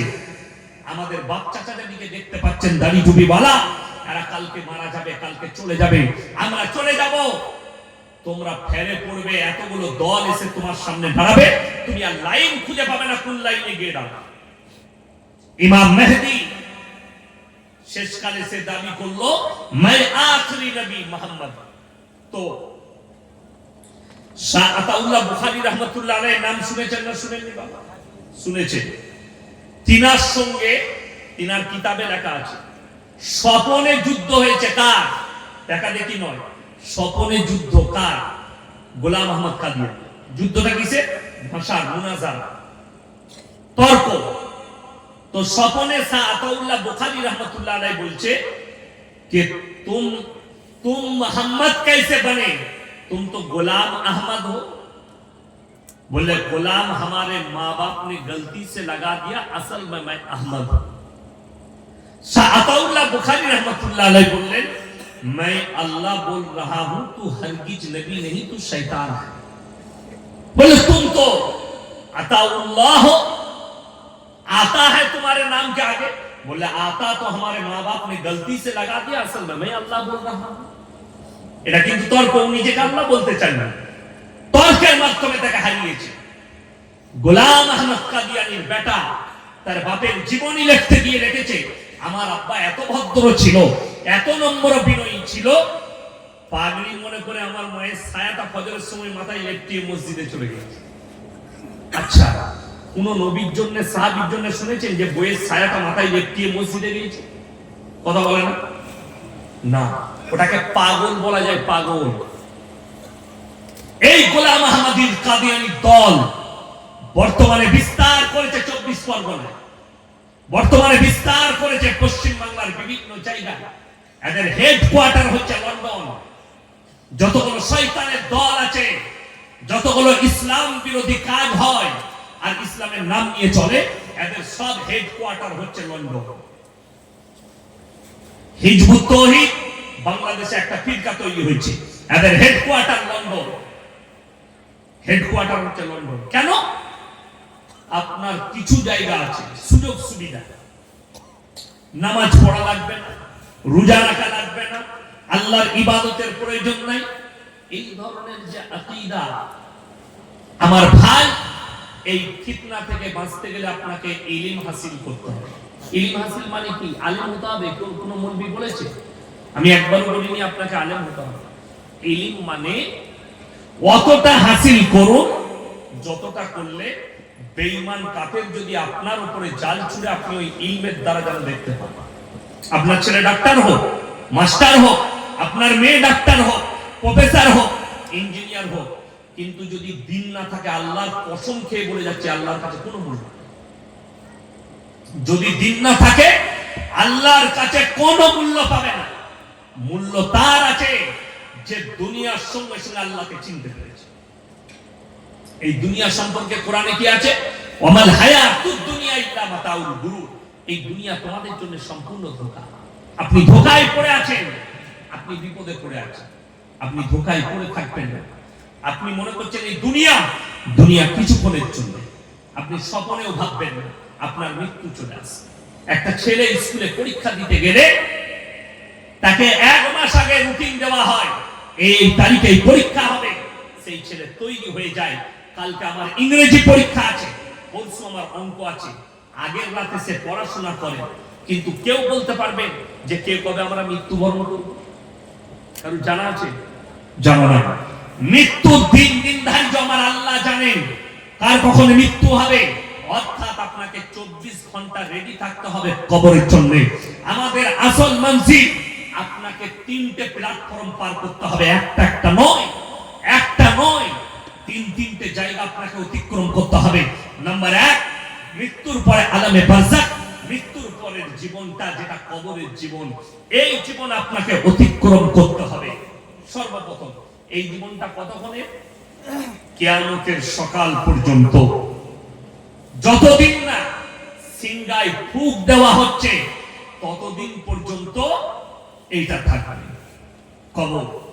এটা কেটে গেল, তারপরে শুনে নেবে কিয়ামতের ময়দান, বিচারের দিবস। আর আপনি ভাববেন না বিচারের দিবসটা আল্লাহ তাআলা এত মানুষের বিচার কিভাবে করবেন আল্লাহ কোরআনে ক্লিয়ার করে দিয়েছে। যারা হাতের পাপ করছে, যারা মুখের পাপ করছে, যারা নফসের পাপ করছে, যারা পায়ের দ্বারা পাপ করছে, যারা মনে করছে আমাদের কি এই খুঁটিনাটি আল্লাহর কাছে ধরা পড়বে, আল্লাহ তাআলা তো বিচারের সিস্টেমেটিক্যাল বলে দিয়েছে। নাম্বার 1 সূরা ইয়াসিন, আল ইয়াউমা নাখতিমু আলা আফওয়াহিহিম ওয়া তুকাল্লিমুনা আইদিহিম ওয়া তাশহাদু আরজুলুহুম বিমা কানু ইয়াকসিবুন। হে আমার বিশ্বনবী, পৃথিবীর মানুষকে বলো আমি কিয়ামতের দিনে তাদের জুবানগুলো সিলাই করে দেব। তাদের হাত কথা বলবে, তাদের চোখ কথা বলবে, তাদের ঠোঁট কথা বলবে, তাদের অঙ্গ প্রত্যঙ্গকে আমি আল্লাহ কথা বলার যোগ্যতা দান করব। তারা সাক্ষী দেবে আর তোমার পাপ লুকাবে না। অপর জায়গায় আল্লাহ বললেন আমি যখন হিসাব নেব আমার বান্দা বান্দির কাছে, ইকরা কিতাবা কাফা বিনাফসিকা আল-ইয়াওমা আলাইকা হাসিবা। আমি আল্লাহ যখন হিসাব নেব আমি তাদের হাতে আমলনামা ধরিয়ে দেব। ইকরা কিতাবা, তোমরা নিজের হিসাব নিজের মুখে দাও। কাফা বিনাফসিকা আল-ইয়াওমা আলাইকা হাসিবা, তোমরা নিজের মুখে দাও, তোমরা পড়ে শোনাও, হাতে আমলনামা দেওয়া হয়, তুমি পড়ো আপনি কোন জায়গায় কত মিনিটে কত সেকেন্ডে আপনি পাপ করেছেন সব পাই টু পাই লেখা থাকবে। আর লেখার দায়িত্ব আল্লাহ কাদিকে দিয়েছেন 2 জন ফেরেশতা, কিরামান কাতিবিনা ইয়ালামুনা মা তাফআলুন। আমি প্রত্যেকটা নারী পুরুষের কাছে 2 জন ফেরেশতা নিযুক্ত করেছি, ডান দিক আর বাঁ দিক। তারা তোমাদের লিপিবদ্ধ করে রাখছে। ওই আমলনামাগুলো হাতে ধরানো হবে, আপনি আর অস্বীকার করতে পারবেন পাই টু পাই। আপনি কি করে অস্বীকার করবেন এই চিন্তা ধারালেন। তারপরে কবরের জন্য তৈরি হন। আজ থেকে ইস্তেগফার করে নেন, আল্লাহ আমার জীবনে যত পাপ হয়েছে তুমি সব মিটিয়ে দাও। বেঈমান কাফেররা ঠান্ডা মাথায় আপনার দ্বারা জিনা করাচ্ছে, আপনার দ্বারা খারাপ কাজ করাচ্ছে। তা না হলে ভেবে নেন আমার যারা বাপের বয়সী আছেন, যারা আমার বাপ চাচার বয়সী আছেন, তাদেরকে অনুরোধ করে বলছে আপনি ভেবে দেখুন আজকে যুবকরা 3 দিন নামাজ পড়ে আর বলে আমরা হাদিস জেনে গেছি, আমরাই আগে জান্নাতে যাব। আরে বোকা, কোরআনকে জিজ্ঞেস কর তুই কেমন করে আগে জান্নাতে যেতে পারিস। আর কোরআন বলছে সাবিকুনা সাবিকুনা উলাইকাল মুকাররাবুন ফি জান্নাতিন নাঈম সুল্লাতুম মিনাল আউয়ালিন ওয়া কালিলুম মিনাল আখিরিন। তোমাদের মধ্যে থেকে তোমাদের পূর্ববর্তীরা আগে জান্নাতে প্রবেশ করবে, আর তোমাদের মধ্যে থেকে অল্প সংখ্যক তাদের মধ্যে থেকে বেশি সংখ্যক। তার কারণ একটাই, আজ মানুষ নামাজ পড়ছে লোক দেখানোর জন্য, অথচ তারা পাপেতে লিপ্ত। আজকে মানুষ, আমাদের যুবক, হাইরে যুবক, তুমি নিজেকে মুমিন বলে দাবি করছো, কিন্তু তুমি মুমিন নও, মিথ্যা দাবি করছো তুমি। তোমার বাচ্চাদের আখলাক দেখে নাও আর তোমার আখলাক দেখে নাও। তারা পাপ করতে ভয় করত। আগেকার যুগে আমি ছোটবেলায় আমাদের গ্রামের সব থেকে সম্ভ্রান্ত পরিবার আমার এলাকা, আমার গ্রামে জব্বর মন্ডল সাহেব, মরহুম হাজী জব্বর মন্ডল, অনেকদিন আগে মারা গেছে, আমি তখন ছোট ছিলাম। ওনাদের পরিবার রাইস মিল, 4খানা রাইস মিল ওনাদের পরিবার, 4খানা রাইস মিল, মানে আপনার 4 কোটি টাকা খালি ওই প্রপার্টিটা, বাকি জমি জায়গা ইত্যাদি আছে। হসপিটাল হয়েছে আমার গ্রামে, বড় হসপিটাল ওনাদেরই জায়গা। মাদ্রাসায় বড় অবদান, ওনারই একজন পুতা মাদ্রাসার সেক্রেটারি, দেশবন্ধু রাইস মিলের মালিক মণিবাবু। তিনার ভাই, চাস্তো ভাই মাদ্রাসার কেসিয়ার আমাদের নূর আলম ভাই, রাজু বাবু, উনারই ছোট ভাই আমিন রাইস মিল, সব রাইস মিলের মালিক। সম্ভ্রান্ত পরিবার। আমার মনে পড়ে আমি খড়ের ওপরে বসে, উনাদের যে কোনো পরিবারের ছেলে মেয়ের বিয়েতে আমি খড়ের ওপরে বসে খানা খেয়েছি, এটা আমার মনে পড়ে। বিচি দিয়েছে প্যান্ডেল, এরকম প্যান্ডেল। এখন কি এসছে? চেয়ার আর টেবিল। ঠিক বললাম না ভুল বললাম? ইহুদি নাসারাদের কালচার, বেঈমানদের কালচার চলে এলো, রাসূলের সুন্নাত উঠে গেল। দ্বিতীয় নম্বর, স্ট্যান্ডার্ডই তো এসছে, তার সঙ্গে বেঈমান কাফেরের আখলাক কিভাবে দাখিল হয়েছে শুনে নিন। আগেকার যুগে নিকাহ হতো সুন্নাত তরিকা, মসজিদের ভেতরে নিকাহ পড়ানো হতো, না হলে ঘরের ভেতরে নিকাহ হতো। আজকে প্যান্ডেলে হচ্ছে। একটা বিয়েতে ইমামকে 1000 টাকা বিয়ে পড়ানো দিতে এদের গায়ে লাগে, কিন্তু সেখানে হারাম কাজ বেদারে চলে। গান বাজনা, আপনাদের দিকে মনে হয় গান বাজনা হয় না বিয়েতে? হয়? কথা বলেন না, হয়? হ্যাঁ না না বলুন, হয় না? মাস জীবনে করবেন না। বহু জায়গায়, মুর্শিদাবাদে দেখছি, আমার বর্ধমানে দেখছি, মুসলিমদের বিয়ে, সেখানে গান বাজনা কি করে হবে? কেন হবে? সুন্নত তরিকায়। আলেম উলামাকে জিজ্ঞেস করুন, রাসূলের জামানায় মসজিদের ভেতরে নিকাহ হচ্ছে, মসজিদের ভেতরে নিকাহ। আর আজকে নিকাহগুলো হচ্ছে প্যান্ডেলের ভেতরে, নারী পুরুষ একসাথে বসে খানা খাচ্ছে। ইসলাম বিরোধী কাজ। আজকে আপনার কাছে পর্দার কোনো মূল্যই নাই। আপনি মুখেতে বলেন ইসলামে পর্দা করা ফরজ, কিন্তু আপনার কাছে পর্দার মূল্য নাই। একটা চকলেটের মূল্য আপনার কাছে আছে, কিন্তু আপনার বিটির, আপনার গুণের মূল্য আপনার কাছে। একটা 1 টাকা দামি চকলেট কেউ যদি খুলে বাজারে প্লেটে রেখে বিক্রি করে, আপনি আর কিনবেন না। এটাই ময়লা বসেছে, এটাই ধুলো পড়েছে, এটাই মাছি বসেছে, এই চকলেট আর কিনবো না। কেউ কিনবে খুলে বিক্রি করলে চকলেট? 1 টাকা। এই 1 টাকার চকলেট প্যাকেট থেকে বার করে দিলে আর মূল্য আপনার কাছে কমে গেল। অথচ আল্লাহ কোরআনে এবং রাসূল আকরাম সাল্লাল্লাহু আলাইহি সাল্লামে এত মর্যাদা দিয়েছে একটা নারীকে, আপনার কাছে আপনার বিটির ইজ্জত চকলেটের থেকেও খারাপ। একটা চকলেটের ইজ্জত আপনার কাছে আছে, কিন্তু আপনার কাছে আপনার বিটির ইজ্জত নাই। তার কারণেই তো বিটিটাকে বেপরদা করে রাস্তায় বার করে দিয়েছে। আপনার কাছে আপনার বিটির ইজ্জত নাই, কিন্তু একটা চকলেটের ইজ্জত আছে। একটা কলা কেউ যদি স্বরূপনগর বাজারে শিলে বিক্রি করে, আপনি আর কিনবেন না। কেন? মাছি বসেছে, ময়লা বসে গেছে, এটা আর কিনবো না। আপনার ময়লা পড়ে যাওয়ার কারণে আপনি একটা কলা কিনবেন না, তার ইজ্জত নষ্ট হয়ে গেল। হে মুসলমান, তোমার বিবির ইজ্জত আল্লাহ কতটা দিয়েছে। রাসূল আকরাম সাল্লাল্লাহু আলাইহি সাল্লাম রাস্তা দিয়ে পেরিয়ে যাচ্ছে, আর একজন মুশরিকের বিটি, হাতেম তায়ের বিটি, বিনা উন্নায় গায়ে কাপড় নেই পেরিয়ে যাচ্ছে। নবীজি নিজের মাথার পাগড়িটা খুলে তার মাথায় চাপিয়ে দিলেন। সাহাবীরা বললেন, ইয়া রাসূলুল্লাহ, এটা মুশরিকের বিটি। নবীজি ধমক দিলেন, আমি মেয়েদের মাথা ঢাকতে এসেছি, তুলতে আসিনি। নবীজির এই ধমকে চুপ করে গেলেন। আজকে আপনি বেঈমান কাফেরের পরবটাকে নিজের করে নিয়েছেন। তা না হলে মুসলমান কখনো উপেক্ষা করে আলেমদের 25শে ডিসেম্বর পালন করে, 1 জানুয়ারি ফিস্ট করে, তারা হচ্ছে মুসলিমদের যুবক। আপনার জানা নাই, পশ্চিম বাংলায় সব থেকে বেশি ফিস্ট করছে মুসলিমদের যুবক। মদের বোতল আর খানা, এই ফিস্ট করা কাদের আছে? ইহুদি নাসারাদের কালচার। আর কোরআনে আছে গায়রিল মাগযুবি আলাইহিম ওয়ালাদ দাল্লিন। মাগযুব মানে ইহুদি, দাল্লিন মানে নাসারা।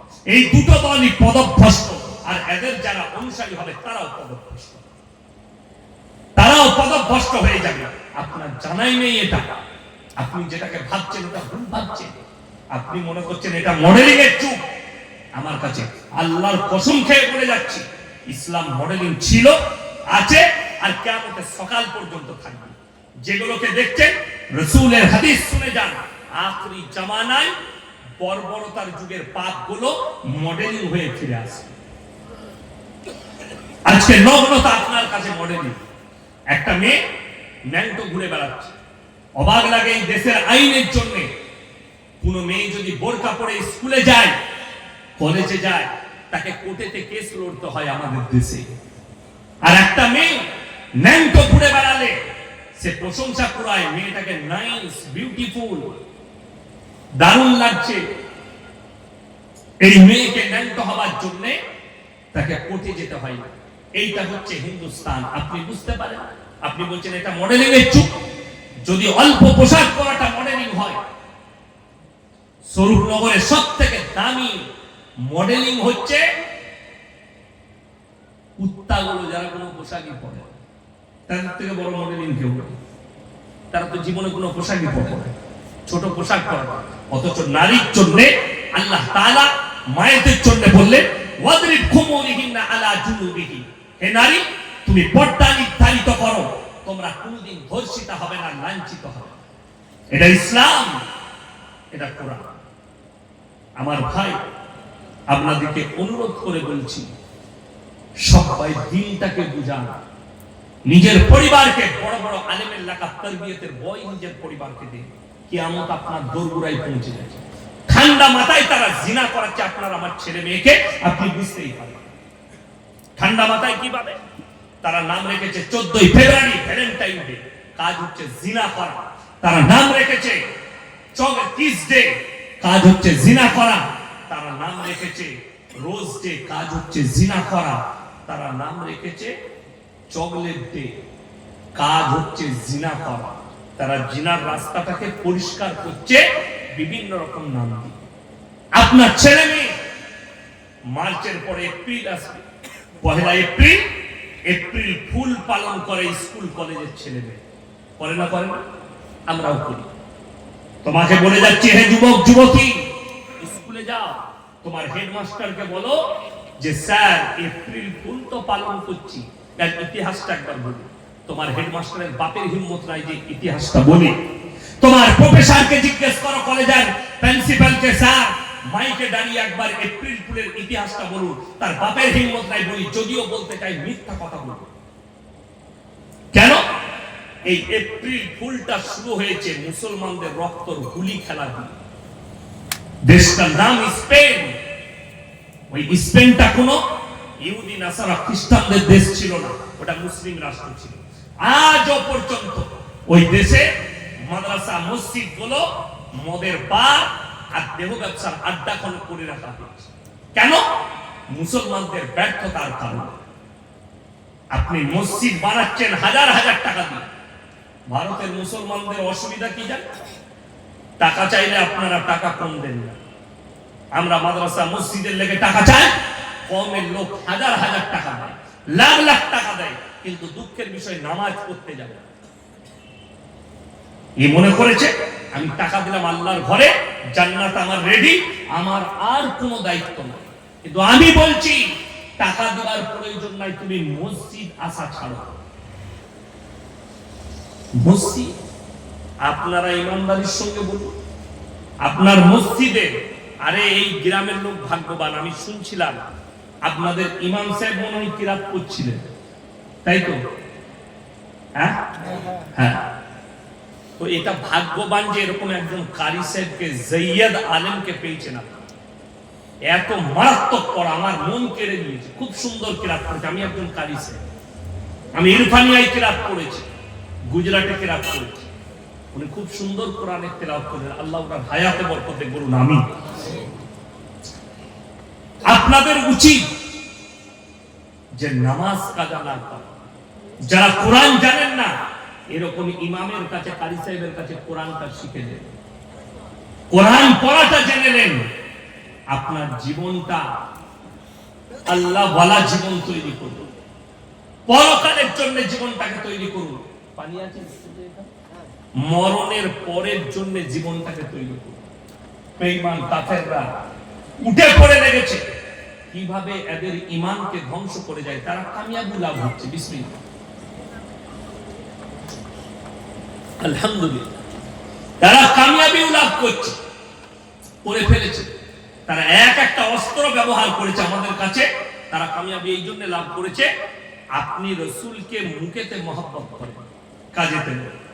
আপনাকে গোটা 24 পরগনায় দেখিয়ে দেব, গোটা পশ্চিম বাংলায় দেখিয়ে দেব। মুখেতে বলছে দাদা হুজুর পীর কেবলা রহমতুল্লাহ আলাইহিকে ভালোবাসি, কিন্তু হারাম করে এক ওয়াক্তের নামাজ পড়ে। ঠিক বললাম না ভুল বললাম? আরে দাদা হুজুরের জীবনীটা খুলে দেখ, ওইটা বাস্তবায়িত কর। খাজা বাবাকে ভালোবাসি, হারাম করে এক ওয়াক্তের নামাজ পড়ে। দাদা হুজুর পীর কেবলা রহমতুল্লাহ আলাইহি ওসিয়তনামায় লেখা আছে মাজারে মেয়েদের যাওয়া হারাম, অথচ 24 পরগনার লোক বাস ভাড়া করে বউকে বিটিকে সাথে করে নিয়ে খাজা বাবার মাজারে সিজদা করে আসছে। তোর থেকে বড় দাদা হুজুরের দুশমন আর কেউ হতে পারে? মুখেতে বলা সহজ, আমল করাটা বড় কঠিন। অথচ মাজারে সিজদা দেওয়া হারাম। আজও পর্যন্ত ফুরফুরাই নো এন্ট্রি হয়ে আছে নারীদের। 21, 22, 23 3 দিন হয় না ইসালে সাওয়া মেয়েরা যেতে পারে, মেরে বার করে দিবে আপনাকে, মেয়েদিকে নিয়ে গেলে নিষেধাজ্ঞা আছে। কেন? ওটা দাদা হুজুর পীর কেবলা রহমাতুল্লাহ আলাইহির ওসিয়ত, তিনি লিখে গেছেন। আর এটা যেদিনে উপেক্ষা করে নারীরা প্রবেশ করবে, জেনে রেখে দিবেন সেই যুগে যে আওলাদরাই থাকুক তারা বদ্দিন হয়ে গেছে এবং দিন থেকে সরে গেছে।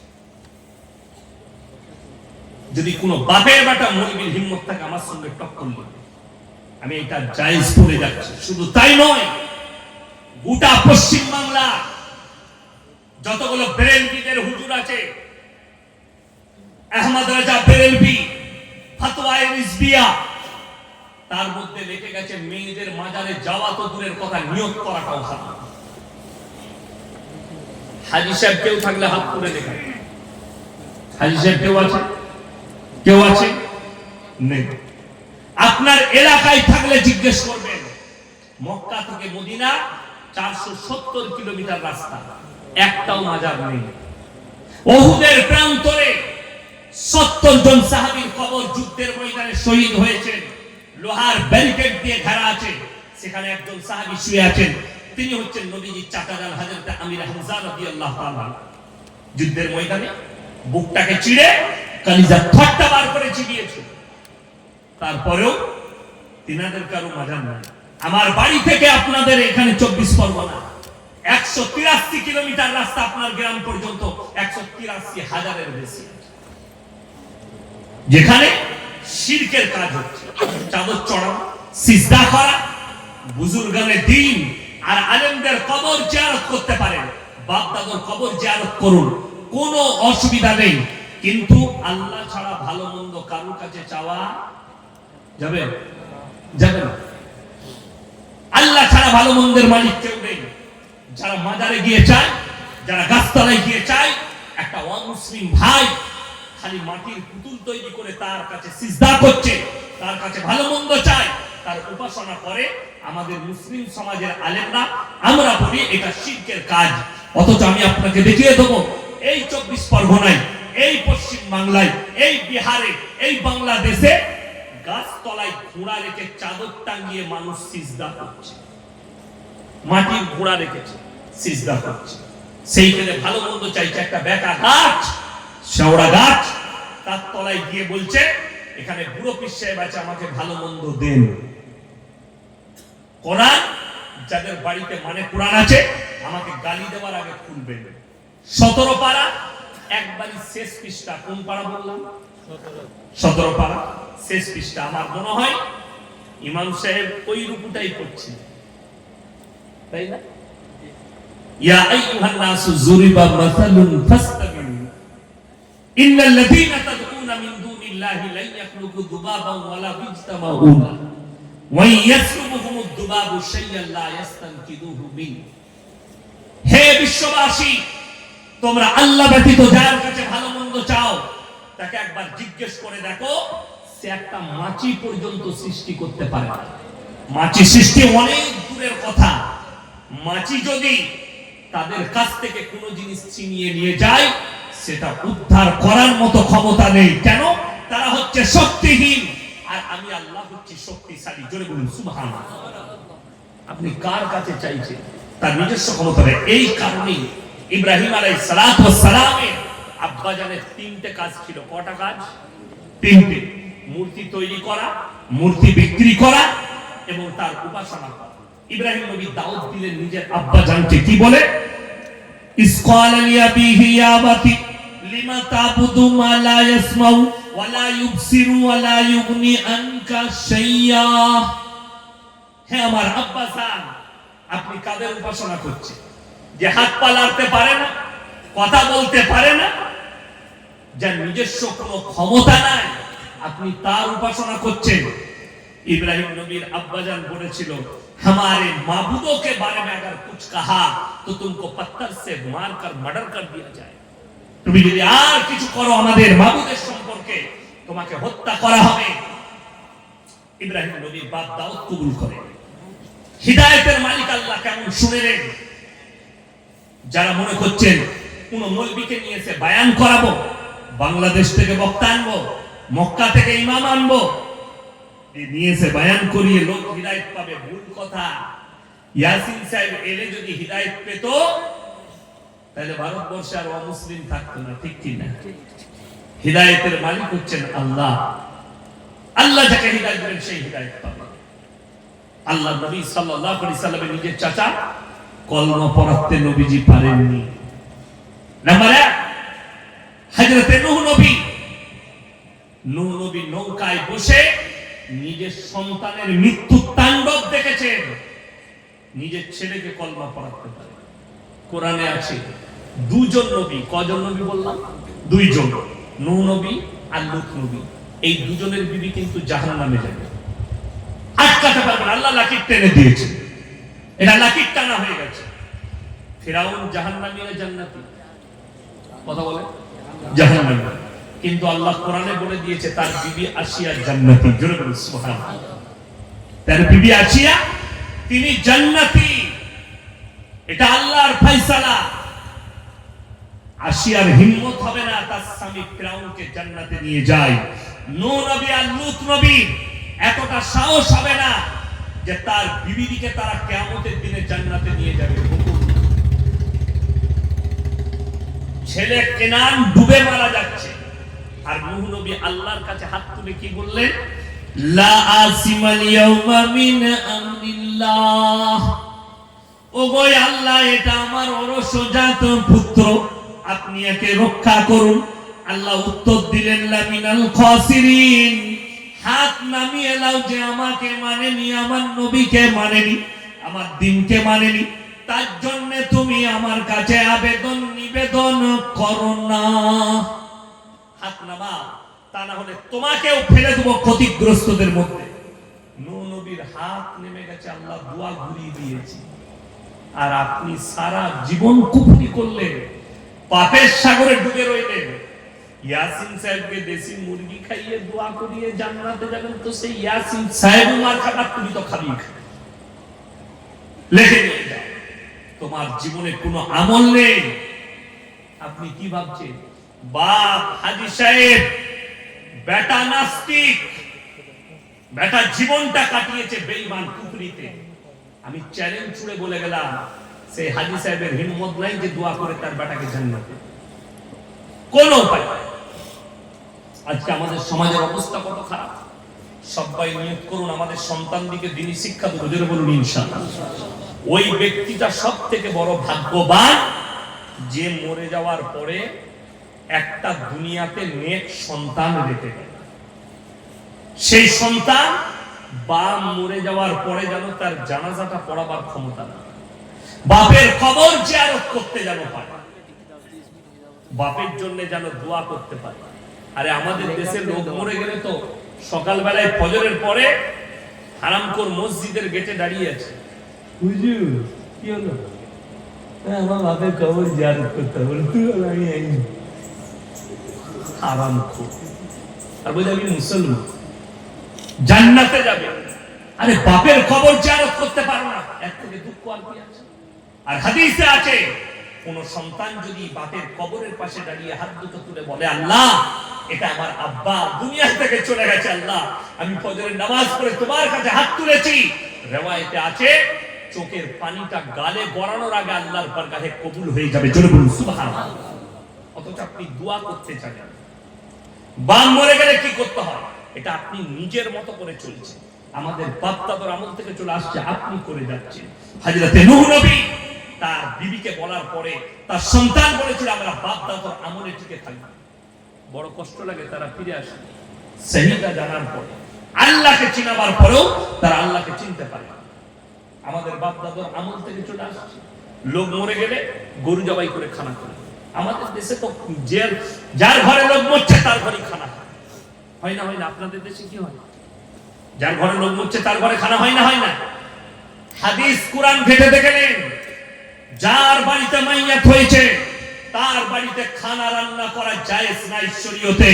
রাসূলের হাদিস, যার বাড়িতে মাইয়াত হয়েছে তার বাড়িতে 3 দিন চুলা জ্বলতে দিও না, এটা প্রতিবেশীর হক, তার প্রতিবেশীরা তাকে খানা খায়। মেহমান আসবে তাদের দায়িত্বটাও প্রতিবেশী। আর আমাদের দেশে যার ঘরে লোক মরেছে তার ঘরে গরু জবাই করে খাচ্ছে। কষ্টের বিষয়। সবাই দিনের উপরে প্রতিষ্ঠিত হবে, জোরে বলুন ইনশাআল্লাহ।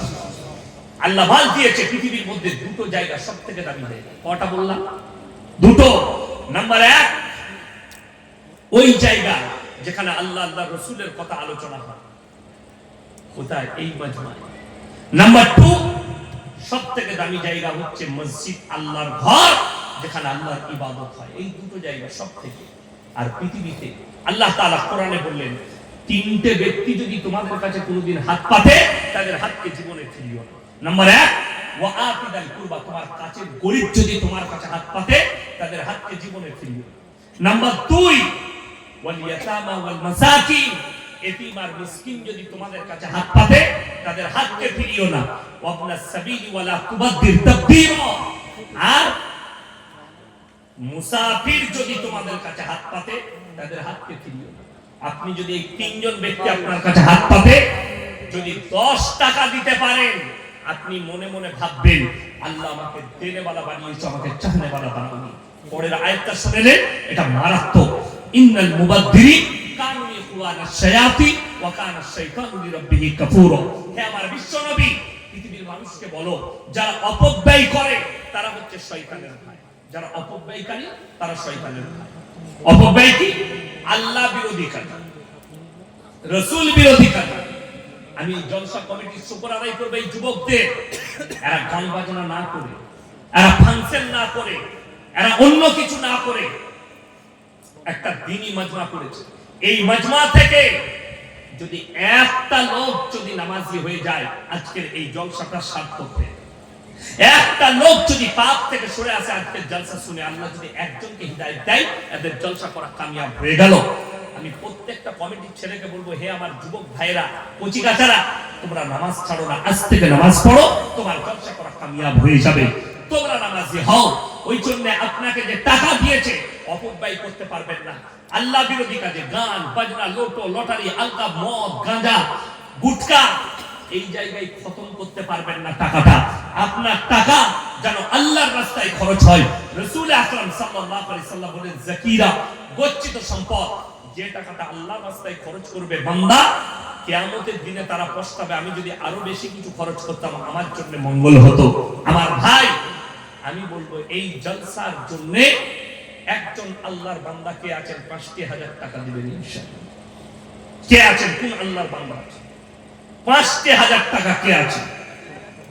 একজন দেখি দিনের খাতিরে রাসূল আকরাম সাল্লাল্লাহু আলাইহি সাল্লামের মহব্বত কে আছে? কোন আল্লাহর বান্দা আছে? 5,000 টাকা একজন কেউ নেই আল্লাহর বান্দা দেখি ইনশাআল্লাহ যে 5,000 টাকা দিবেন। একজনকে আমি দেখতে চাই আল্লাহর বান্দা কে আছে? আমার কোন আল্লাহর বান্দা আছেন? তাড়াতাড়ি হাত তুলে, যা আল্লাহ দিয়েছে আল্লাহর রাস্তায় খরচ করব, দিনের পথে খরচ করব, হালাল পথে খরচ করব। কে আছেন? আমার কোন ভাই আছেন? মাত্র 5,000 টাকা বলেছে, একটু হাত তুলে, তাড়াতাড়ি হাত তুলে ইনশাআল্লাহ দেখি কে আছে। আমার কোন ভাই আছে? কোন আল্লাহর বান্দা আছে? মাত্র 5,000 টাকা বলেছে, একটু তাড়াতাড়ি হাত তুলে ইনশাআল্লাহ দেখি কে আছেন। আমার কোন আল্লাহর বান্দা আছে? একটু তাড়াতাড়ি বলি ইনশাআল্লাহ। মাত্র 5,000 টাকা চেয়েছে, কে আছে? কোন আল্লাহর বান্দা আছে? মাশাআল্লাহ, নারায়ে তাকবীর।